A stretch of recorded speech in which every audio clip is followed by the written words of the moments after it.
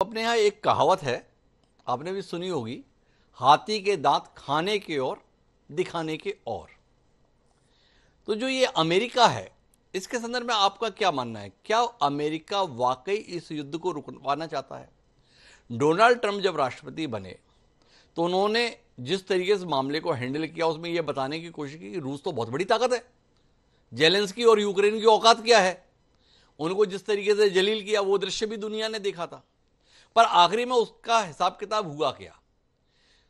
America ने अपनी मदद के एवज में लंबे समय के व्यापारिक समझौते कर लिए, जो रेयरेस्ट अर्थ मटेरियल था उस पर अपना कब्जा ले लिया। तो आपसे समझना ये चाहता हूं कि यूक्रेन से जो कुछ भी अमेरिका हासिल करना चाहता था वो उसे हासिल हो गया है, या अभी कुछ और हासिल करना बाकी है, इसलिए ऐसी बैठक बैठक की कवायद हो रही है?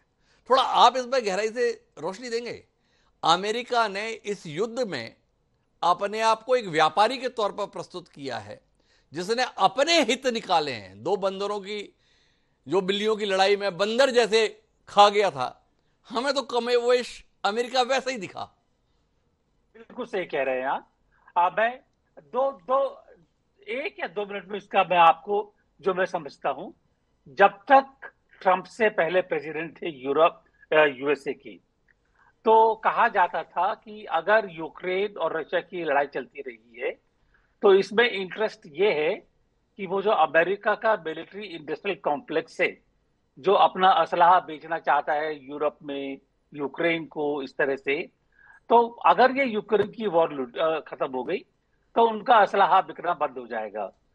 ट्रंप ने ये साबित कर दिया कि असलहा बेचने के लिए जरूरी नहीं कि युद्ध हो या नहीं हो, क्योंकि उन्होंने नेटो को दबाव में डाला कि आपको अपनी सिक्योरिटी खुद बनानी है, आप खुद कीजिए, मैं लीडर हूं, मैं आपको हथियार बेचूंगा, आप खरीदिए मेरे से, अपने सुरक्षा कीजिए, लेकिन पैसा खर्च करने की जिम्मेदारी आपकी है।